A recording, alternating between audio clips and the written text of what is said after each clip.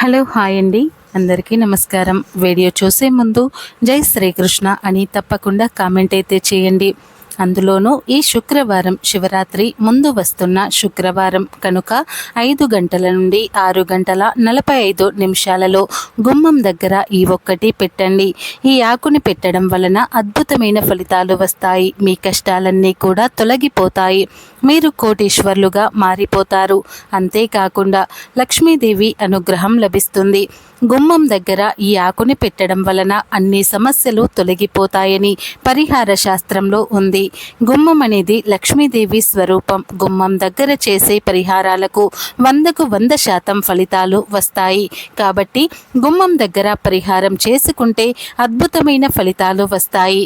గుమ్మం అనేది లక్ష్మీదేవికి ఎంతో ఇష్టమైనటువంటిది. ఈరోజు లక్ష్మీదేవి ముందు చిన్న దీపం పెట్టినా చాలు, ఎంతో పుణ్యం వస్తుంది. కాబట్టి తప్పనిసరిగా కొన్ని నియమాలను పాటించండి. శుక్రవారం రోజు పాలతో చేసిన పదార్థాలు తినాలి. ఇలా తినటం వలన అష్టైశ్వర్యాలు కలుగుతాయి. అంతేకాకుండా శుక్రవారం పూట కొన్ని తప్పులు చేయకూడదు. శుక్రవారం రోజు ఈ పనులు చేస్తే దరిద్ర దేవత పట్టి పీడిస్తుంది. కాబట్టి ఎట్టి పరిస్థితుల్లో చిక్కుడుకాయ కూరను తినకూడదు. ఈ విషయం చాలా మందికి తెలియదు. చిక్కుడుకాయలను ఏ రూపంలో తిన్నా లక్ష్మీదేవి అనుగ్రహం తగ్గిపోతుంది, ఐశ్వర్యం హరించుకుపోతుంది. ఇంట్లోని భోజనాన్ని శుక్రవారం రోజు బయటకు పంపించకూడదు. అంటే అప్పుగా కూడా ఇవ్వకూడదు. ఇలా చేస్తే అప్పు తిరిగి రాదు కూడా. శుక్రవారం రోజు చక్కగా ఉదయాన్నే లేచి స్నానం చేసి గుమ్మానికి పసుపు కుంకుమలు పెట్టి అమ్మవారికి దీపం వెలిగించండి. ఇలా వెలిగించిన దీపంలో 2 లవంగాలను వేయండి. ఇలా వేస్తే లక్ష్మీదేవి అనుగ్రహం కలుగుతుంది, ధనాన్ని సూచిస్తుంది, ఐశ్వర్యంతో పాటు అభివృద్ధి కలుగుతుంది. ఎవరైతే కష్టాల నుండి బయటపడి ధనవంతులుగా మారాలని ఆశపడుతున్నారో వారు ఈ శుక్రవారం రోజు గుమ్మం దగ్గర ఈ ఆకును పెడితే చాలు కోటీశ్వర్లుగా మారిపోతారని శాస్త్రాలు చెబుతున్నాయి. మరి ఈ శుక్రవారం రోజు గుమ్మం దగ్గర ఏ ఆకును పెట్టాలి అనే విషయాన్ని ఇప్పుడు మనం ఈ వీడియోలో అయితే పూర్తి వివరంగా తెలుసుకుందాం.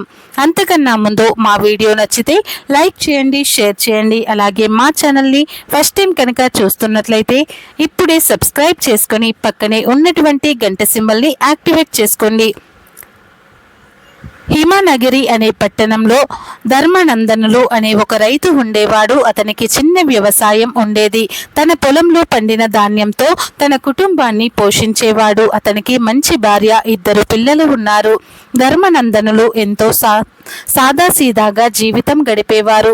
భగవంతుని పట్ల భక్తి ఉండేది కాదు. అతను నిత్యం కష్టపడి పనిచేసేవాడు. దేవుని పేరు మీద ఒక్కసారి కూడా తలుచుకునేవాడు కాదు. అతనికి దేవుడు ఉంటాడా అనే అనుమానం కూడా ఉండేది. ఒకరోజు గ్రామంలో పండితులు మహాశివరాత్రి పర్వదినం వస్తుందని, శివుని పూజ చేయాలని ప్రజలు తెలియజేశారు. ఈరోజు ఉపవాసం ఉంటే శివుడి కృప కటాక్షాలు లభిస్తాయని చెప్పగా ధర్మనందనుడు ఆ మాటలు విని చాలా లైట్గా తీసుకున్నాడు. అంటే తన మాటలను పట్టించుకోడు.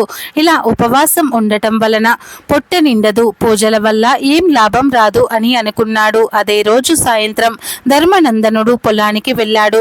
పని చేస్తూ సమయం గమనించలేదు. చీకటి పడిపోయింది. ఊరికి తిరిగి వెళ్ళేదామంటే మార్గమంతా కూడా గగనమైనటువంటి అరణ్యము చీకటిగా ఉంది.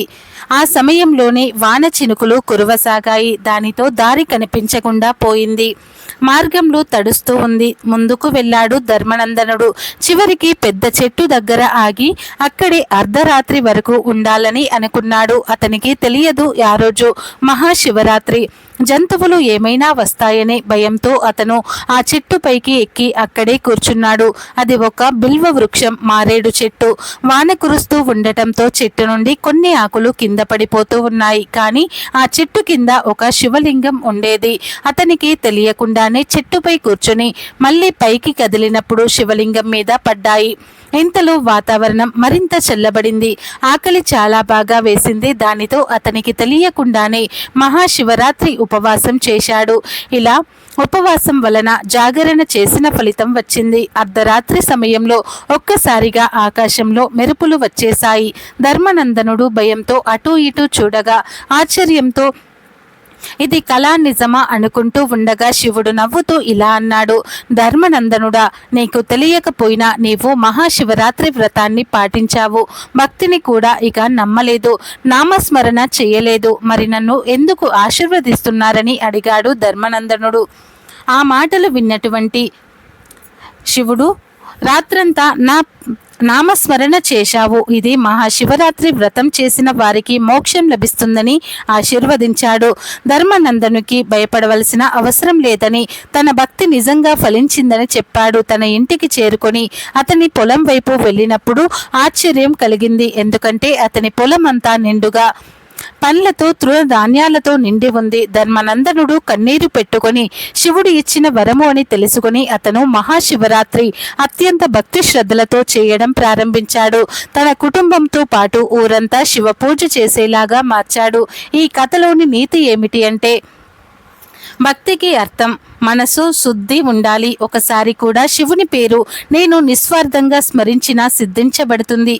ఇక వీడియోలోకి వస్తే కనుక, మీకు ఉన్న కష్టాలు చక్కగా తొలగిపోవాలి అన్న శుక్రవారం రోజు సాయంత్రం 5 గంటల నుండి 6 గంటల మధ్యలో గుమ్మం దగ్గర ఈ ఆకు పెట్టాలని శాస్త్రాలు చెబుతున్నాయి. అదేమిటంటే, విపరీత శక్తులు కలిగి ఉంటుంది, కష్టాలను తొలగించే శక్తి ఉంటుంది కాబట్టి జిల్లేడు ఆకులో లక్ష్మీదేవి కొలువై ఉంటుంది, గణపతి కొలువై ఉంటారు. జిల్లేడు ఆకుతో ఎటువంటి పరిహారాలు చేసినా 100కు 100% ఫలితాలు వస్తాయి. కనుక శుక్రవారం రోజు చక్కగా మనం ఇప్పుడు చెప్పుకున్న సమయంలో తెచ్చుకొని ఒక ప్లేట్లో జిల్లేడు ఆకును పెట్టండి.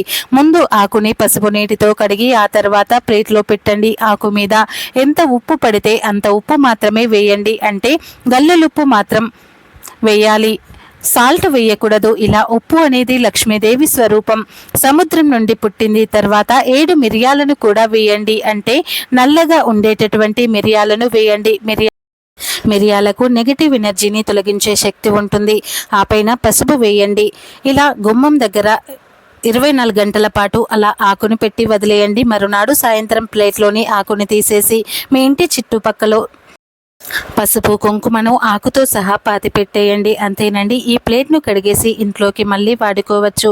ఇలా ఈ శుక్రవారం రోజు ఈ పరిహారం చేస్తే మీకు ఎంత పెద్ద కష్టాలు ఉన్నా తొలగిపోతాయి, ధన సమస్యలు పోతాయి, ధన లాభాలు కలుగుతాయి, ధన ద్వారాలు తెరుచుకుంటాయి, ధనం వచ్చే మార్గాలు తెలుస్తాయి. కాబట్టి లక్ష్మీదేవి అనుగ్రహం కలుగుతుంది. కనుక మీరు కూడా శుక్రవారం రోజు జిల్లేడు ఆకుతో ఈ పరిహారం చేసి కోటీశ్వర్లుగా మారిపోండి. ఇప్పటి వరకు ఈ వీడియోని లైక్ చేయకుంటే చిన్న లైక్ చేయండి. అలాగే మా ఛానల్ని కూడా సబ్స్క్రైబ్ చేసుకొని మాకు సపోర్ట్ చేయండి. ఇలాంటి మీకు ఎన్నో అవసరమైనటువంటి పరిహారాలన్నీ కూడా మీకు నోటిఫికేషన్గా రావాలి అంటే కనుక తప్పకుండా వెంటనే మా ఛానల్ని సబ్స్క్రైబ్ చేసుకొని మాకు సపోర్ట్ చేయండి.